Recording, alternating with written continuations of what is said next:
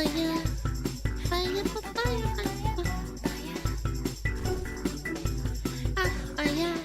This video contains spoilers. I don't give a fuck. I finished Red Dead Redemption 2.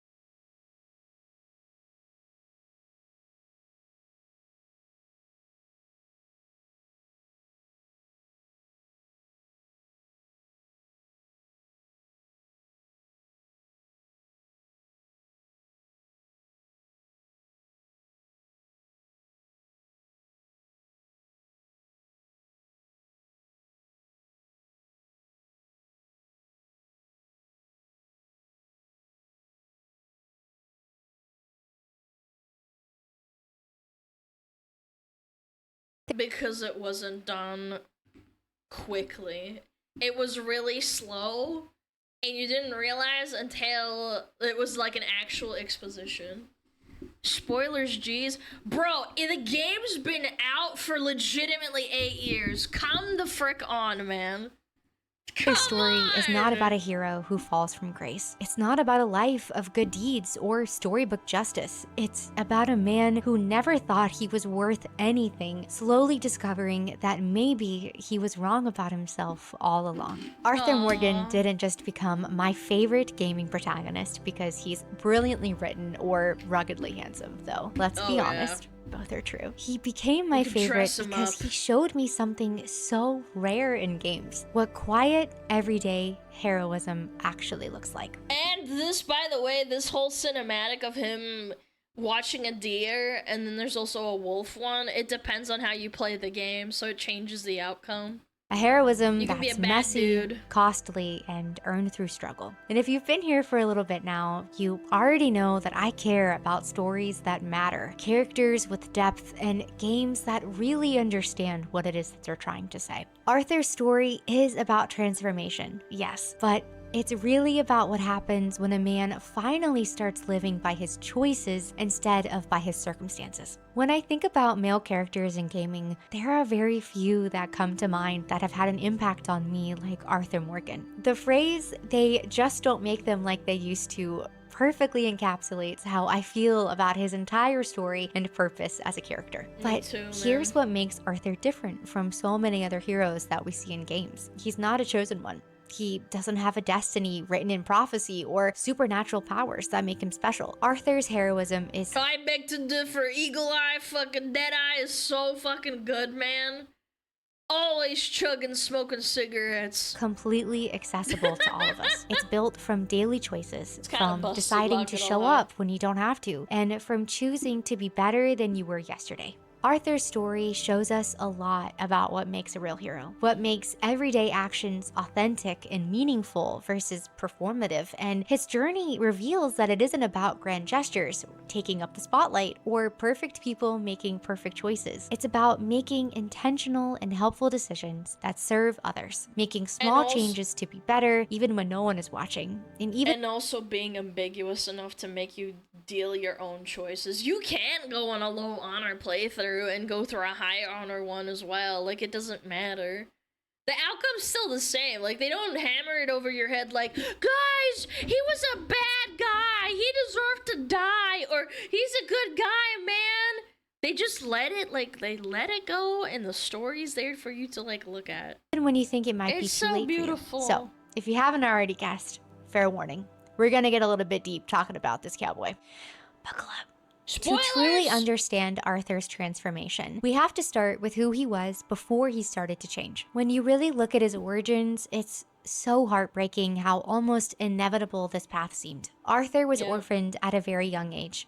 He had no parents to look up to or take care of him, and he was most likely a very traumatized, lonely child. When he was found by Dutch and Hosea, they didn't just give him a home, they gave him an entire worldview, a complete identity that Arthur never had the chance to question because it was all he knew. And what's so tragic about this is that Arthur never really had the chance to discover who he might have been had he been raised differently. He didn't just wake up one day and decide, I want to be an outlaw. That choice was made for him by the environment he essentially had no say in, by the only father figure he ever had. When the people who love you, who feed you, who protect you, tell you that this is who you are, this is your purpose, you believe them, because what else do you have? What else do you know? Fast forward through his years, and by the time we meet Arthur in 1899, he's not only fully bought into this worldview, it's been solidified down to his core. There's this line that he says early on in the game that just cuts right to the heart of how he sees himself in the game. We're thieves in a world that don't want us no more. This is an Arthur being defiant. And the world is changing around them, where the law is like getting more and more aggressive with how technology is developing too. I don't know, man. It's just like the perfect angle of seeing how outlaws used to live their life and how Arthur and all of the other guys, and basically at the end with John Marston, they're like, oh, I'm gonna try and stop being an outlaw, but it's like, you never really escape it. Yeah, and the industrialization, yeah. It's him being resigned. He's accepted and owned that he's society's enemy, that there's no place for him in the civilized world, and he seems almost comfortable with that notion. And when you take a look at Arthur's journal entries from early in the game, it's clear just how deeply this identity has taken root. The way he writes about violence like it's normal or even a good thing. He justifies hurting people by telling himself that they probably deserved it, or that it was necessary for the gang's survival. There's a very cold detachment in his words. Underlying everything he says, there's this constant thread that he is lost and damned, not as a cry for help, but as a simple statement about his life. You learn later in the game that Arthur's shame runs even deeper than just the gang violence. He was a father once to a boy named Isaac with a woman named Eliza, and he failed them both. Arthur chose the gang over his family, visiting only when it was convenient. Occasionally, and the chick that he abandoned too, the one that was in love with him and stuff. Yeah, that really solidified it too. Sending money instead of showing up when they needed him most. When they were killed for the measly few dollars that they had, Arthur wasn't there to protect them. After you learn this, you see that failure haunts every page of his journal. It's a weight he carries that goes beyond just being an outlaw. He was a man who abandoned his own child, and that child died because Arthur chose his loyalty to Dutch over his responsibility as a father. Arthur carries this crushing weight of shame about his past, and is convinced that shame is just who he is now. He doesn't see it as something to overcome. He sees it as proof that he is too far gone for any type of change, for any type of good. He's done terrible things, hurt innocent people, and failed the people who needed him most. And there was a part I remember too, didn't Mary ditch him? Well, yeah, it's because he wouldn't choose her over being an outlaw, which is like still like, yeah, obviously she left him. What was I trying to say? Oh yeah, the part with the nun as well. The nun in Red Dead Redemption 2 is the same nun in Red Dead Redemption 1 in the zombie DLC, I think. No, wait, no, not in the zombie DLC. I think that was like the normal one. Or was it the zombie one? Where you go to Mexico? God, that's just such a blur, but like I just remember very, very like very clearly thinking to myself, like, oh my god, it actually, like, is her trying to redeem him and say that he's a good man, and he's like, nah, man. Nah, I'm a bad man. In his mind, that's not something you can ever come back from, reinforcing the identity imposed on him since childhood. So this is where we start. Arthur Morgan is numb and adrift, defined entirely by cruel survival and blind loyalty to his makeshift family that raised him to be a terror. He's not some cartoonish villain. He's not a soulless monster that chose his own path. He's just a man. A man so empty and lost, hollowed out by years of violence and guilt, and convinced that this hollowed version of himself is all there is and all there ever will be. When Arthur begins to see the possibility that there might be more, he doesn't go from completely numb to transformed overnight. That's not how real change works, and it's definitely not how Rockstar tells his story. Instead, what we get is this beautiful, painful, slow awakening that happens through dozens of moments, some small, some big, and some that you might not even notice if you're not paying close attention. And as we get into all of this, please keep in mind that my viewpoint is coming from someone who mostly played the game with mid to low honor, but started working towards high honor probably around the halfway point, and definitely by the time Arthur visits the doctor. I know everyone— Oh, she didn't stick it through with a pussy. She's like, how he's dying, I better start making him do good shit. I went right high honor right from the get-go. Has their own preference of how they think it should be played, but I do think that this progression really helps you get the absolute most out of this game. All the time. For me, it all really started with the different stranger encounters in the world. And I love these little pieces of storytelling in the game. You'll be riding along, minding your own business, and then suddenly there's this person who needs help. Maybe it's someone— I always saved the women on the back. I always did. Even when I had my doubts that they weren't bitches, I'd just be like, well, I mean, you're a woman. You're tied up. I feel like I don't want to be saved by Arthur Morgan. That's right. Who's horsed through them, or a woman being harassed, or just someone in trouble. I also learned I did steal from a lot of carriages though, too. I only robbed a few trains. I never robbed a train. Outside of the, the mission. Early on that sometimes it's even a trap. Yep. Yeah, I got duped many times. Me too. But what's really cool is that Arthur gets to make a decision each time. He can ignore it and ride on by like the hardened outlaw he's supposed to be, or he can stop and help. The first few times you help someone, Arthur almost seems— Or you can help other outlaws. That's another one too. Surprised by his own actions. Sometimes there are almost moments of confusion, like he's rediscovering parts of himself he thought long dead. You can almost see him even thinking. I always talk— Wait, that's John Marston! God, John Marston's so cool. When did I care about strangers again? I remember the first time I saw that slight flicker of confusion across his face after helping someone, and I just sat on my horse for a few moments after that. It was such a small thing, but it made me think about my own life. When was the last time I surprised myself by choosing kindness when I could have just walked away? But it's not just the strangers who see glimpses of the man Arthur could be. Watch how he treats his horse. The way he pats their neck after a long ride, murmurs gentle words when they're spooked. Hold on, I gotta show you something, chat. A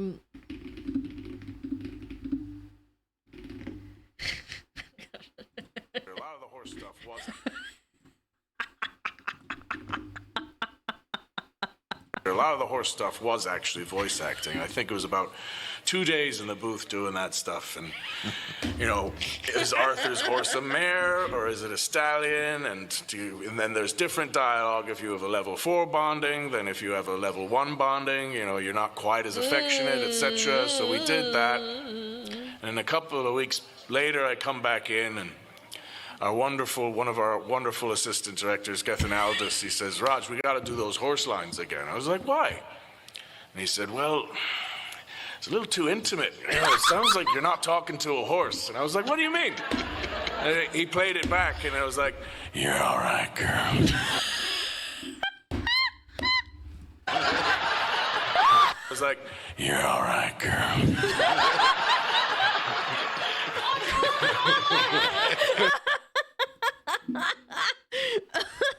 I'm sorry, that's such a fucking funny clip, bro. It's so good. Makes sure that they're fed and rested before he even thinks about his own needs. There is something so telling about a man who can be ruthless. Yeah, meanwhile, John Marston in Red Dead Redemption 1 is like, Dwark, you damn nag, you stupid horsey! Get her own gun. With people, but infinitely patient with an animal that depends on him stupid completely. Horsey. You can even almost see Arthur thinking, at least I can do right by you. It's such a small thing, but it reveals everything. Here is this hardened outlaw who talks to his horse like a friend, who gets genuinely upset if something happens to them. In a life where Arthur feels like he's failed everyone who's mattered, his horse becomes this one relationship where he can be purely good, purely protective, purely caring. It's a beautiful window into the man he's actually capable of being. Beyond the random encounters and the genuine compassion for his horse, the thing that's really front and center is his relationship with Dutch. Because as the game progresses, you start to notice these tiny cracks in the philosophy that Arthur's built his entire life around. Dutch gives these extremely fancy speeches about helping the poor and fighting the system. And then you just blow someone's head off for no reason.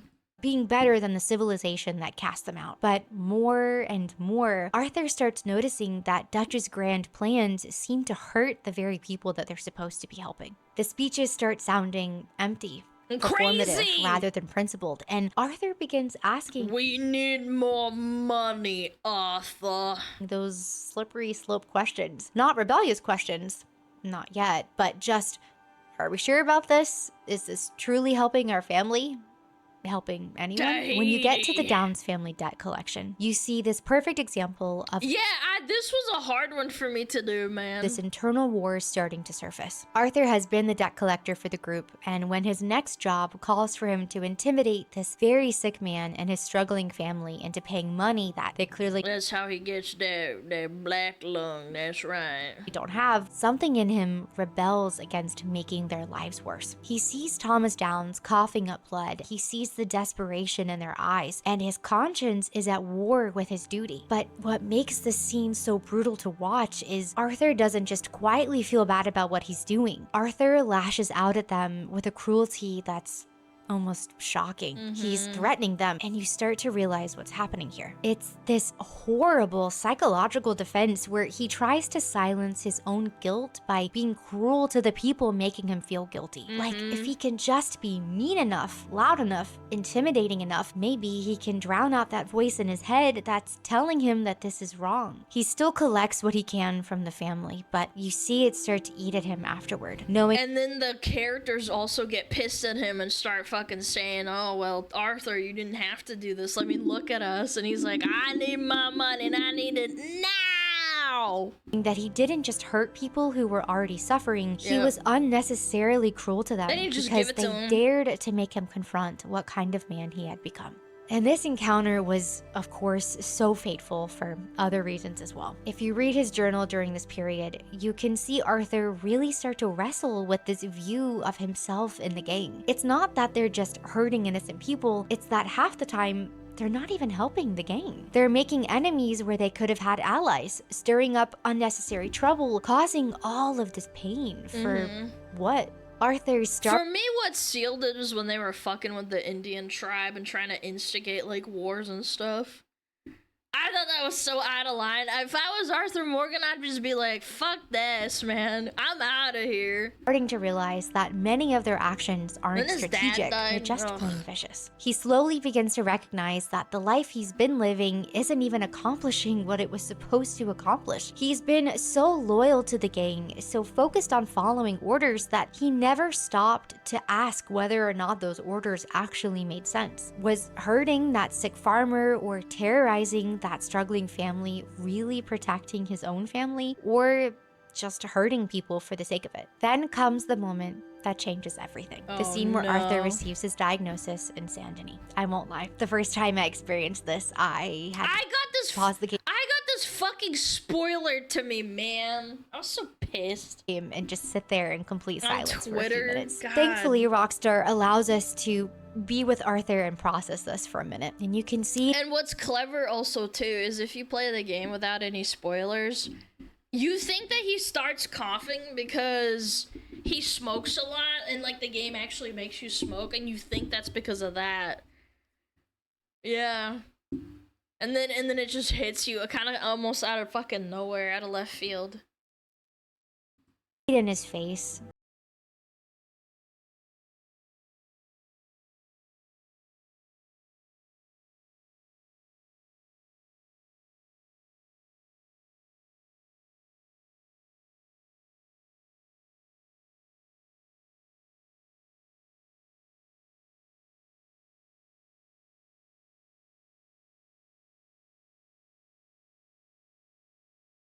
I've been, what do I want to be with the time that I have left? What really gets me about this moment is how physical it becomes. Arthur's world literally starts to shrink around him. He can't ride as far, he can't fight as hard, can't do the things that once truly defined him. Yet somehow, as his body fails, his moral vision becomes clearer than it's ever been. It's like losing a part of his physical strength forces him to discover a kind of different strength entirely. Facing death strips away every excuse he's ever made. No more, I'll change someday, or when things settle down, or when Dutch's plans finally work. Or when Dutch dies or something and then I can do my own thing. Now it's like an actual, like there's a timer on it, and then he attaches himself to John Marston, and then that leads into Red Dead Redemption 1. It's like absolute fucking cinema. Like it all fucking makes sense. It's crazy. It's crazy how that worked out. He realizes that someday just became never. He has now, maybe a few months if he's lucky. And that brutal clarity finally cracks his hardened exterior wide open. What follows is the most vulnerable we ever see Arthur Morgan. There's this moment where he seeks advice from Sister Calderon. I'm afraid. Aww. There is nothing to be afraid of, Mr. Morgan. Oh. Take a gamble that love exists and do a loving act. Aww. Hearing this, and this is so sad too because the TB's really kicking in too, even visually. He's got the deepened eye sockets and he's all red and stuff. That's like an actual thing that happens when you're dying of TB. Rugged, weathered man who's faced down entire gangs without flinching, amid his fear, hits like a punch to the gut. And it's not because he's afraid of dying, but because he finally understands that time isn't infinite, that every choice from here on out is his last chance to matter. If you were playing for high honor at this point like me, watch how immediately his priorities shift. Gang schemes that once consumed his every thought suddenly feel trivial. Money matters so much less than moments. Those quiet conversations around camp, the way he truly starts listening when people talk, how he sees past his own survival to the lives he could still impact. John, Abigail, and Jack. Making sure they have a future becomes everything to Arthur. The tuberculosis doesn't make Arthur good. It just finally makes him honest with the people around him, but most importantly, himself. And he has no legacy either. Like, he abandoned everyone, so like the best outcome is for him to attach to John Marston, Abigail, and the little kid, I forget his name. Yeah, it's just really sad. I don't know, it's like perfect. And you have to play Red Dead Redemption 1 right after, too. Oh, was it Jack? Yeah, it was Jack. And sometimes, that's exactly where heroism begins.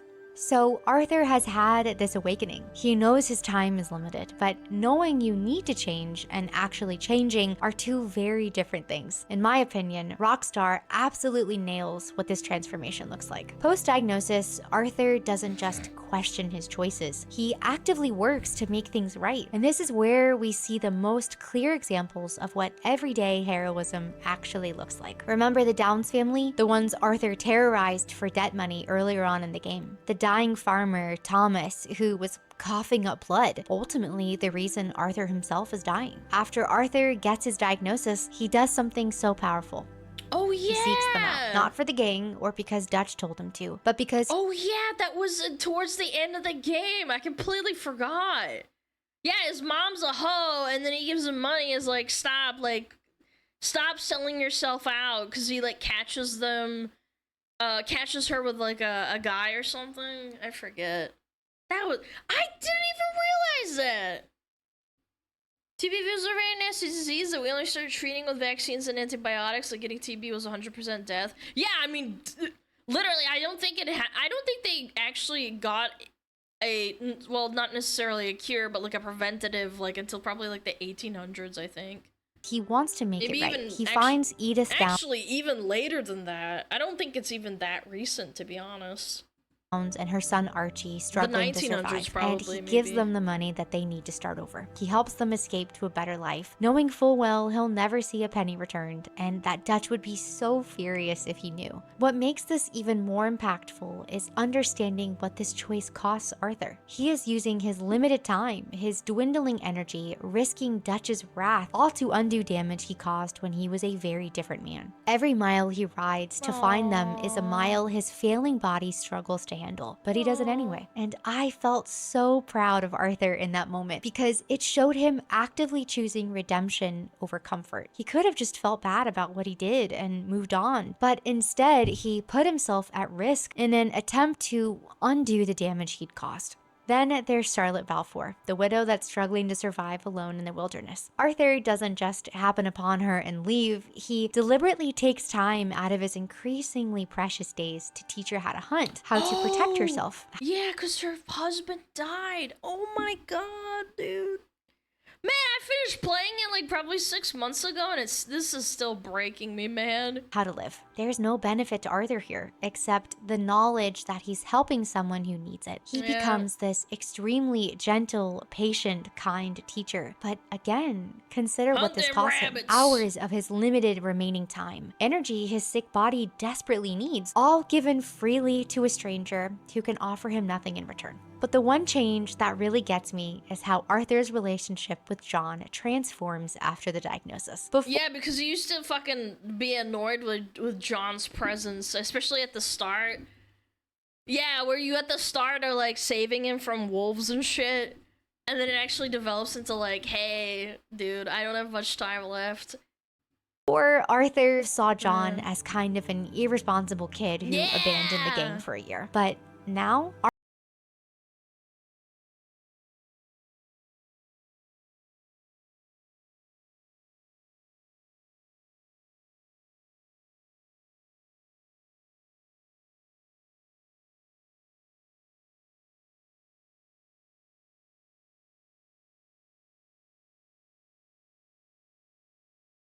is so invested in John stepping up. And it's funny because in Red Dead Redemption 1 he's still not like he's still like struggling to not be a dickhead and a prick.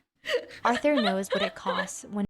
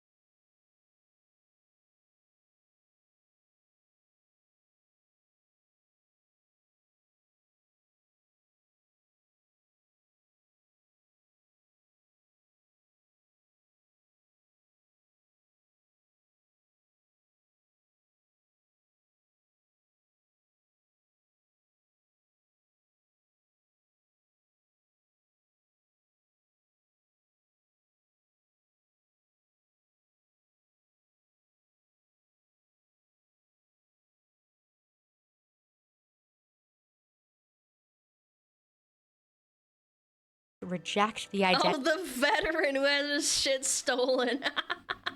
The horse ran off with his leg. That was forced on him as a child.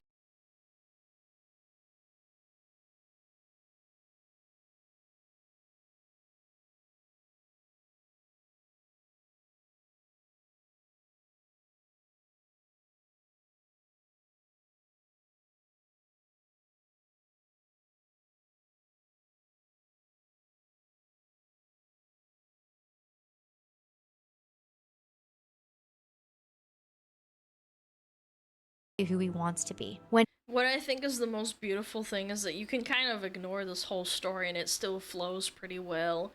If you don't want to help the camp and you want to be a selfish motherfucker and not do chores and not help NPCs, the outcome is still the same, obviously. There's a few minor changes here and there, but overall, yeah, the camp does change. Everyone leaves and he's like, I can't do this anymore. When he mentors John, he's choosing to be a teacher. When he helps the Downs family, he's choosing to be a healer. When he protects Sadie and the other women in camp, he's choosing to be a guardian. It's like Arthur finally realizes that just because Dutch raised him to be lost and damned, it doesn't mean that he has to stay that way. He has the ability to rewrite his story, to craft a new story. And the story that he chooses to write is one of a man who shows up, a man who takes care of people, a man who uses his strength to build rather than to tear down. Arthur gives us a great example of what servant leadership looks like, using your strength to lift others up, making decisions based on what serves the people that you care about rather than what benefits you. I like to think that this game probably inspired people to like become better. Even if like we're not cowboys living in the 1800s, right? But I don't know, after the game I finished it, I felt so hollow, you know? Copium? You think it's copium? I beg to differ. I think that games like this and books can change you.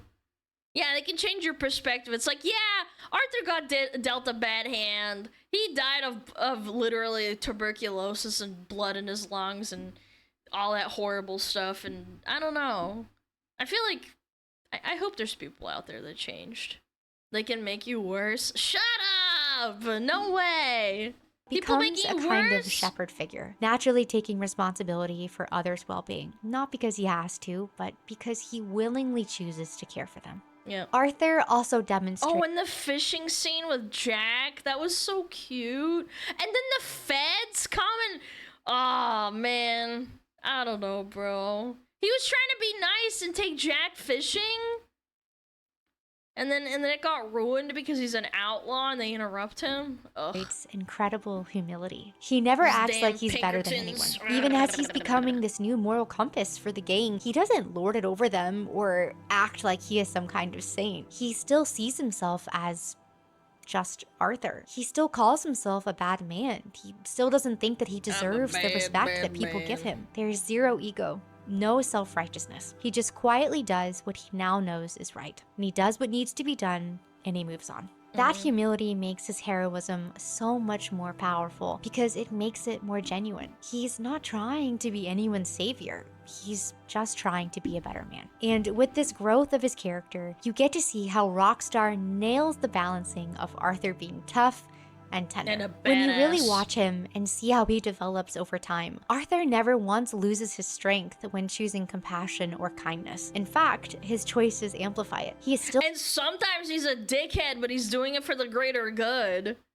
He uses his strength like that. And that's what people should be doing! Tough, still capable of incredible violence when necessary. But now, that toughness is guided by wisdom and compassion for others, rather than just survival instinct. He has finally learned the difference between righteous strength and reckless cruelty. Now, to touch on this transformation a little bit further, throughout your journey, Arthur has these dreams where he sees either a deer or a wolf. And at first, you might think it's just random imagery, but very quickly you realize it's not random at all. The deer represents everything Arthur could become: vulnerability, peace, gentleness, and there's something deeply intentional about this choice of animal. Take Psalm 42, for example. As a deer pants for flowing streams, so pants my soul for you, O God. The deer represents how Arthur's soul is literally thirsting for something better than what he's been. This quiet, graceful creature embodies the man Arthur is slowly discovering he can be, even after everything that he's done. And he's vulnerable because deers are the prey, yeah. If you're focused on high honor choices throughout the game, you'll keep seeing this deer in Arthur's dreams. It becomes this reoccurring reminder of the path that he's choosing, this visual confirmation that his soul is seeking something more, something pure and peaceful. And the more you lean into compassion and service, the more prominent this beautiful symbol becomes. Then there's the wolf, aggressive, predatory, all about survival at any cost. That's the outlaw Arthur's always been, the weapon Dutch shaped him into. Raw, violent, focused only on the pack and personal survival. Which animal you see depends entirely on the choices you've been making, but the game is constantly showing us. But it also doesn't shove it down your throat and say that the low honor system is bad. Like, yes, you killed people, you were awful, and you are throwing Arthur into a bad direction, but it's like, it doesn't say explicitly, like, Now they do that in like modern games where they say, oh, well, you know, if you kill people, that's bad. It's like, well, yeah, but you're also a survivalist. You're living in the 1800s. Everybody's robbing you. Like, I don't know, man. Dog-eat-dog world. This internal battle. It's not just a few scattered dreams. It's an ongoing visual representation of Arthur's subconscious, wrestling with who he wants to be versus who he has always been. Is Alana watching a feminist saying what men need to be like? What are you, fucking retarded? What are you talking about? If you think this is feminist propaganda, you need to, like, go kick rocks, unironically. Like, listen for more than 5 seconds and you'll actually, like, understand what she's talking about. This war inside Arthur, between the wolf and the deer, violence and peace, it isn't just symbolic. It's preparing us for the real test, because eventually, every internal battle becomes external, and Arthur's final choice isn't just about survival, it's about loyalty versus truth, family versus integrity, and most of all, whether he'll still choose to do good even when everything around him falls apart. And as we get closer to this point later in the game, we're also introduced to Mary Linton along the way. Arthur's one true love, the woman who represents everything he could have been if he'd just chosen differently earlier on in his life. When Mary reaches out to him, asking for help with her family, Arthur doesn't hesitate. He drops everything to help her, even knowing it will reopen old wounds. In their final conversation together, Mary asks Arthur yet again to run away with her, to leave it all. And he says, absolutely not. I'm gonna stay with my boys, because that's what I want. All behind and start over. Arthur, the same man who's been questioning everything, who's been trying to change, looks at the woman that he loves and he says no. Not because he doesn't love her, not because he wouldn't want to spend the rest of his life with her, but because he loves her way too much to drag her down with him. Is it too late for us, Arthur? Oh, my heart. I can't lie to you. I want it, man, Mary. If anyone close to me, well, they wanted to, and I can't have you wrapped up in there. When he says this, he truly means it. Arthur chooses to let her go because he knows that she deserves better than what he can give her. Sacrifice out of love truly is one of the most powerful acts that someone can commit, and Arthur shows us exactly what that can look like with this choice. He lets go of the person he loves most because staying would hurt her. Arthur has spent his whole life being selfish, but when it comes to Mary, he finally learns what it means to love someone more than yourself and to put their needs ahead of your own. And she also offered to be with him. It's not like she said you have to give everything up. She's like, I'm gonna run away with you, Arthur. Arthur! And he's like, no, woman. Leave. That's probably what low IQ takes are. Dude, they're like, based Giga Chad. This finally brings us to the moment where Arthur gets to the undeniable fork in the road. Dutch's descent into madness and Arthur's impossible choice between loyalty and truth. We've known something was going on, that something was building. It's hard to miss Micah always whispering into Dutch's ear like Wormtongue in Lord of the Rings. Micah doesn't just poison Dutch's mind, he comes after Arthur with everything he's got. He spreads lies, sows doubt, tries to turn the entire gang against him. He questions Arthur's loyalty. I love the body language of Micah too. He's so fucking snaky and shitty. Look at him, he's fucking hunching over like a little rat. His motives tries to make it seem like Arthur's the problem. And here's what I love about Arthur. He doesn't fight fire with fire. He doesn't stoop to Micah's level. Arthur just keeps being Arthur. He keeps doing what he knows is right. He keeps serving the people he cares about. He keeps telling the truth, even when lies would be easier. That integrity, that refusal to compromise who he's becoming just because someone is trying to tear him down, that's such a great example of real strength. Arthur could have played the politics. He could have fought back, fought dirty, but he chooses to stay true to the man he's trying to become, even when it costs him Dutch's trust. He could have killed Micah outright. He could have done it many, many times, and he chose not to.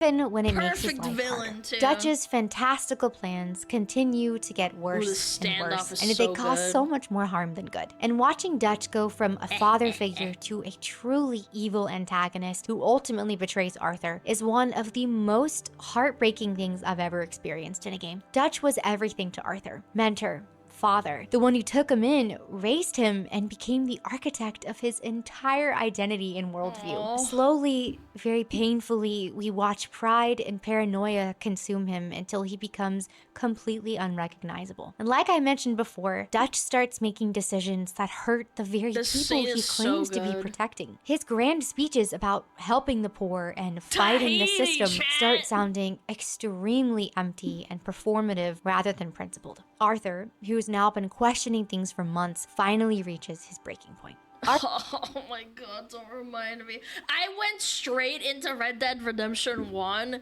right from 2, and it hits so much fucking harder. And somehow, even though the game came out before Red Dead Redemption 1, the tie-in with the personality that they developed with John Marston still kind of made sense without, like, alluding to the fact that he was influenced by a game that wasn't even out yet. It's so crazy how they made that happen. Arthur's final chapters become this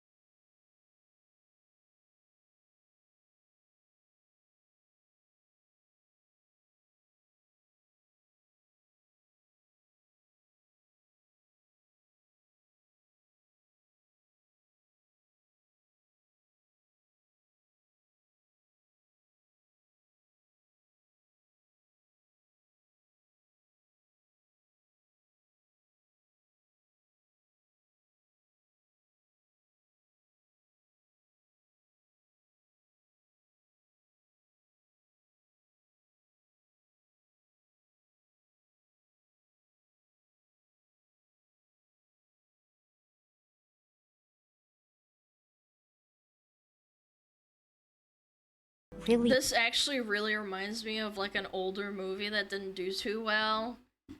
Ah, God. Blood Diamond? Yeah, it was with Leonardo DiCaprio about blood diamonds, and it's, like, really similar. He dies to a gunshot to the heart or to the lung, and then he dies just like this, and he's a scumbag, too. He's a scumbag. Blood Diamond didn't do too well. I wouldn't say so. I wouldn't say it was like a box office hit. It was just an alright movie. But my point is that there's like this moment where the scumbag character who has moral ambiguity, who's done really bad shit, like the guy's a fucking racist, he fucking used the guy to get the blood diamond, but then he lets him go, and then he does the same thing kind of like John Marston, where he says like, get out of here, I'm gonna die anyway, I'm gonna die in, was it Tanzania or whatever? Rhodesia, was it? That was a good movie. Corny, but it was pretty good. End with his death. Because of who he became in those final months, his choices end up shaping those around him for the rest of their lives. John is a changed man because of him. For a time, he starts to step up as a father, a husband, someone who protects instead of just survives. And it's not because Arthur gave him some grand speech. It's because Arthur lived it out as an example, quietly and consistently. Yep. That's the thing about real leadership. It leaves a mark and changes the people who experience it. It doesn't force itself. Wholesome. It demonstrates by example and inspires change. What makes Arthur a real leader and hero to the people around him, especially when you put him side by side with someone like Dutch, is that he stops chasing the illusion. He starts telling the truth, even when it hurts. He cares. And then I like that they actually have like a prologue after he dies where you get to play as John Marston and see that he still has that like bandito attitude, but he still like kind of thinks about like, fuck man, like maybe I shouldn't go down the path. Not about the plan, not about money or legacy, but get to build a house. About people. Dutch talks about being a leader, about having a vision, about changing the world, but Arthur just quietly serves. He doesn't need speeches or plans. He just shows up and he lets his actions do the talking. He's there, he's present, and there's something so powerful about that kind of leadership. The kind that does not demand to be followed, but inspires people to follow all on their own. The kind of leadership that doesn't seek its own glory, but it lifts up others. Arthur proves that it is never too late to become who you are were supposed to be, and that forgiveness and choosing to do better are possible for anyone. His heroism isn't about being fearless, it's about faithful love in action. It's about moral courage, the strength to change when change is hard, the willingness to serve rather than to be served. It's found in and being yourself and not listening to other people and doing what you need to do, even after you figure it out many years later.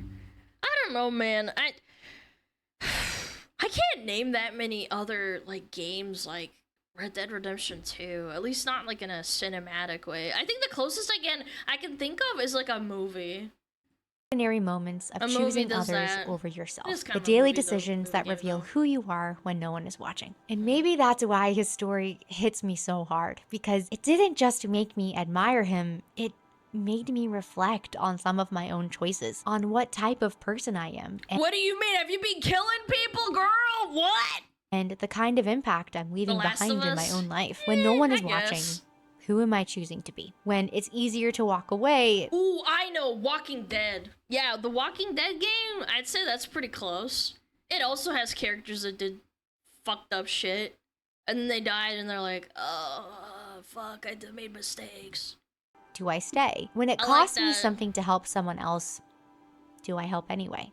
Arthur's story reminds me that we're all broken people, but that doesn't mean that we have to stay that way. There's something so beautiful about watching a man who thought he was beyond redemption discover that maybe, just maybe, he was wrong about himself all along. The truth really can set you free, even when that truth is painful, even when it costs you everything you thought you wanted. Arthur Morgan reminds me why I love stories that understand what heroism actually is. He showed me that the most powerful transformations happen not in grand gestures, but in the quiet daily choice to be better than you were yesterday. Real change happens. If you try to be 1% better than what you were yesterday, in 100 days you're gonna be 100% better.